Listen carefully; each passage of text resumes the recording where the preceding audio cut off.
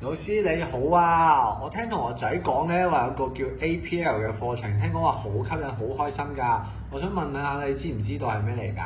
係啊，咁我今日咧就會講下呢個應用學習課程喎。其實咧，其實呢個應用學習課程咧，首先第一件事咧，你去睇下自己有冇興趣讀呢一啲課程啦。一陣我會講下啲咩課程啦。第二就係呢個應用學習課程咧，係需要星期六準時上課，係好重要㗎。星期六㗎？係啊，如果你唔能夠準時星期六上課嘅話咧，就唔可以揀呢個 APL。一陣我講翻原因㗎。好啊。咁第三樣咧，就因為你本身係中四升中五嘅同學仔啦，你就要考慮下自己需唔需要 drop 咗咧其中一個咧選修科咧。一陣會講下咧邊啲同學係可以 drop 科啊，或者加選啊，咁都會講翻關係嘅。同埋你睇下自己會唔會喺大學以外咧，都有其他升學途徑，例如一啲副學位課程，即係高級文憑啊或者副學士啊嗰啲課程咧，你都會有一啲升學途徑。同埋咧睇翻自己可唔可以升上中五喎。哇，原來都好多嘢要注意㗎喎。係啊，如果你冇得升上中五嘅話咧，就算你揀咗 APL 咧，最後尾都冇得讀 APL 嘅課程㗎。哦，咁我都有信心升上去嘅。咁同學咧，再提多你一次喎，你記住一定要承諾星期六準時上課喎，因為有啲同學咧，佢讀 APL 啦，就 drop 咗一個 X 啦，所以佢而家手頭上就一 X 一 APL 啦。但係佢發現星期六咧好難翻到學咧，咁但係佢已經 drop 咗一個 X 咧，佢唔 drop 得 APL 喎，變咗有2年時間咧，佢一定要係禮拜六要準時出席喎。如果佢唔出席咧，其實呢個 APL 咧佢唔出席幾次咧就會係 fail 㗎。咁你 fail 咧就會少咗一科咧，好影響你升學咯。咁第二樣嘢仲要提醒你咧，你要揀啊，因為佢到時會俾你揀課程㗎，係經差唔多成9月嘅事啊，你要揀下晝上堂喎。嚇？點解嘅？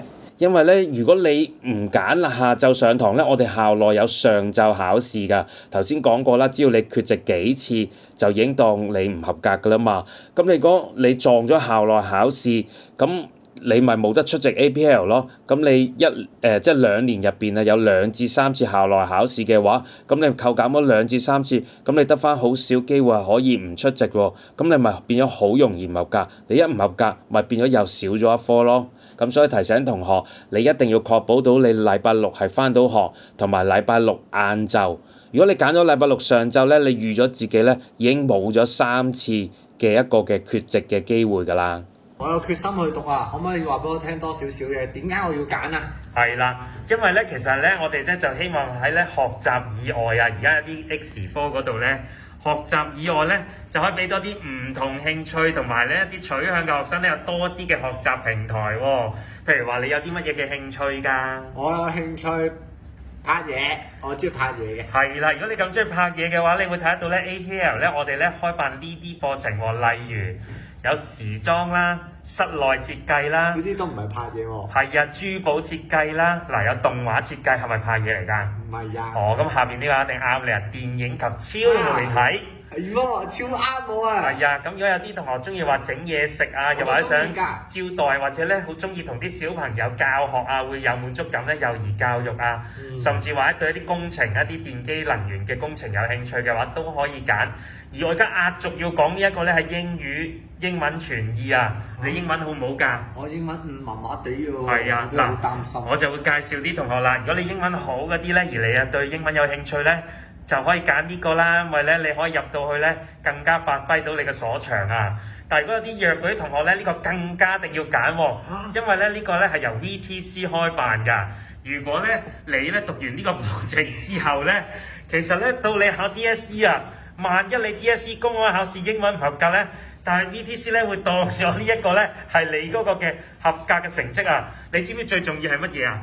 係可以慳咗1年嘅學費同埋1年嘅時間，就可以讀到高級文憑課程啊！所以如果你英文有機會擔心自己 DSE 唔合格嘅話咧，你記住咧要可以報讀呢個英文傳譯，一嚟咧可以幫助你英文咧多啲接觸，二嚟咧有個打咗個底啊！如果你報翻 VTC 嘅課程嘅時候咧，你係可以慳翻1年學費、1年青春、1年嘅讀書時間，讀高級文憑。我仲要早1年出嚟做嘢，可能揾多好多錢。係啊，同學記住啦，頭先講嘅只係啲例子嚟咋，你要睇清楚咧，手頭上我哋 send 俾你嘅一啲資料，咁咧每1年都有唔同㗎。根據呢幾年同學嘅意願，佢哋都鍾意揀 VTC 嘅課程，以及 HKCT 港專運動及體適能教練喎，所以我哋都會開辦以上嘅課程㗎。如果同學都有其他嘅意見，都可以喺 Google Form 嗰度打出嚟，然後再聯絡我。我想問其他出邊，譬如我考大學啊嗰啲，佢會唔會認可㗎？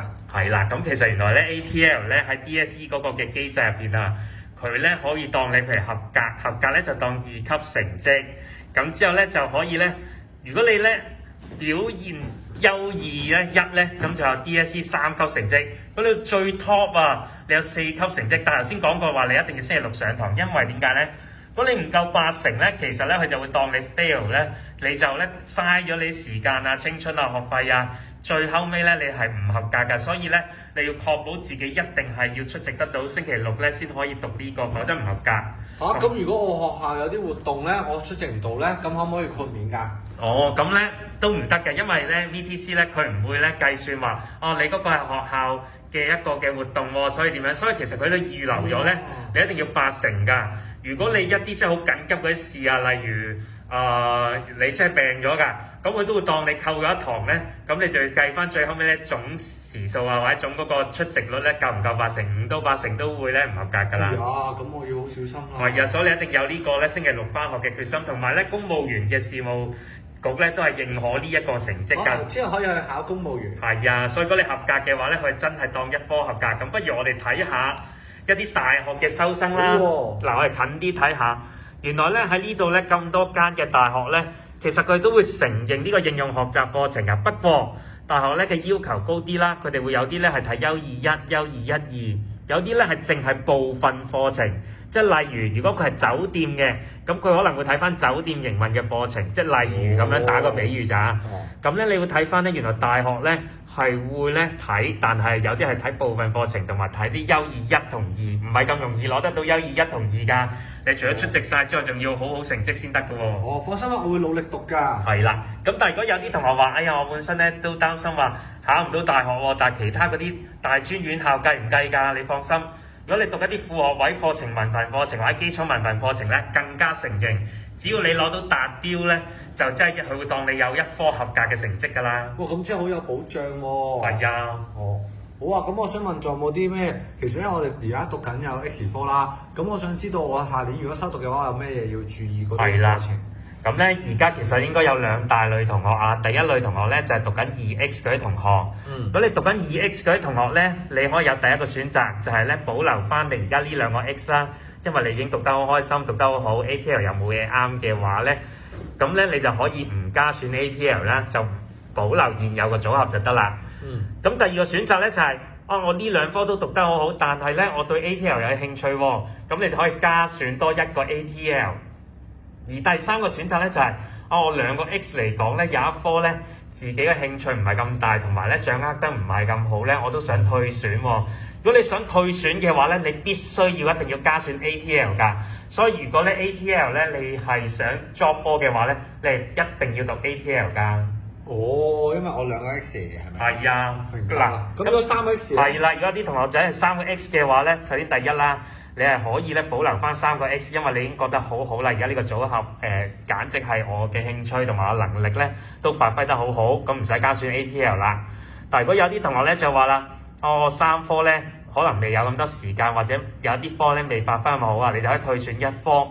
你亦都可以退選1科，但係唔加選 APL 喎。個原因咧就因為你繼續讀緊2個 X 啊嘛。一陣我哋會講咧，其實最後尾個結果邊啲叫做合適咧，一個總結就明白晒㗎啦。而第3款咧就係你可以退選1個 X， 但係你都可以加翻1個 APL 喎，咁即係你繼續咧讀緊3科。而第4款咧就係我要 drop 咗2個 X， 但係加翻1個 APL 咧，咁你會計得到咧。呢度最後尾即係你讀幾多科啊？第4個選項。2科。係啦，都係2科，所以其實一個總結，無論你讀2X 或者3X 都好啦，你上到中5咧，你最少都係讀2科或者3科先得㗎。咁所以咧 APL 咧會幫到你一樣嘢，就係話如果你需要 drop 科嘅話咧，如果你呢一個 case 啊，就係你讀2X 嘅話咧，你係要 drop 1科嘅話，你必須一定要讀1科 APL 先得咯。咁我想問我可唔可以 drop 晒佢讀2個 APL 㗎？唔可以㗎，你只能夠讀一個 APL 㗎咋。我明白啦。係啊，問得好好啊！咁而家去到最關鍵嘅時候啦，你知唔知？係啦，點樣報名咧？其實當你睇呢條片嘅時候咧，學校咧已經 send 咗個 Google Form 俾大家㗎啦。係咩？係啊，你 check 下係咪收得到咧？哇，係喎。係啊 Gmail 嗰度有啦。係啦，咁你咧就開個 Google Form 咧，你就要交翻咧嗰個嘅導引課程嘅 Taster Program 咧嗰個選項俾我哋啊！你咧要報，你如果要報 APL 咧，一定要讀咗呢個導引課程先得㗎。如果你唔讀呢個導引課程咧，係冇得去揀選 APL。同埋最重要一樣嘢就係你必須有個出席證明咯。如果你係網上聽嘅話，你要 cap 翻幅圖啦。如果你現場嘅話咧，你有個出席嗰個證明㗎。咁你要咧上網交翻你個出席證明同埋寫翻讀後感咧，咁先叫讀咗呢個 Taster Program。我係收咗呢一個咁嘅證明先可以繼續咧去俾你有個報名嘅程序繼續進行㗎。係咪全部課程都同一日㗎？唔同㗎，佢有唔同時間㗎，所以你上到 Google Form 嗰度咧，留心望清楚你自己有興趣嘅課程同埋佢嗰個導引課程嘅時間，多數係星期六嘅上晝或者下晝。當你報咗名之後咧，嗰邊嘅院校就俾翻啲資料你要準時出席翻。如果你連嗰個導引課程你都唔準時出席嘅話咧，我哋更加擔心咧你 APL 出席唔到㗎。咁所以咧，你係必須要咧出席呢個 Taster Program 先有機會再面試㗎。放心，我已經預留星期六嘅時間㗎啦，好有決心啊！係啦，而個程序咧就係當你讀完呢個之後啦，我哋仲有個校內面試同埋校外面試之後咧，先會正式取錄㗎喎。你睇翻嗰個時間啦。其實咧，我哋首先就2月啦，或者3月咧都有個導引課程啦。上完個導引課程咧，我哋會有個校內、校外面試，最後尾7月就公佈㗎啦。咁好緊張啊！係啊。我想問咧，使唔使錢㗎？係啦，其實咧由14,000咧到16,000不等，咁但係咧政府會資助100% 嘅學費啦，學生係無需要繳付。你最重要，你知唔知係做一樣咩嘢啊？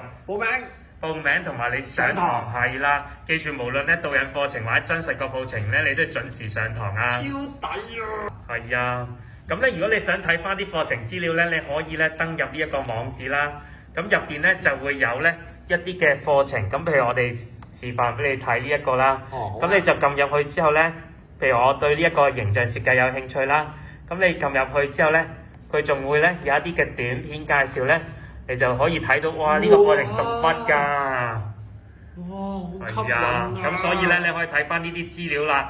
當你咧讀嘅嘢啊，係啊，當你完成咗之後咧，咁你就可以咧填翻呢份 Google Form，然後咧你就可以咧交翻個導引課程咧報名俾我哋咧，咁你就可以第一步啦，就可以報 APL。但係如果你冇睇呢條片或者錯過得到咧，最後尾冇報嘅話咧，學校都唔會再俾額外嘅機會你咧去報讀翻 APL 㗎啦。知道清楚啦。咁你而家係咪了解晒啦？我了解晒啦，咁我而家去報名啦，我即刻翻去準備好先。好啦，拜拜啦。我上網睇資料啦。拜拜拜。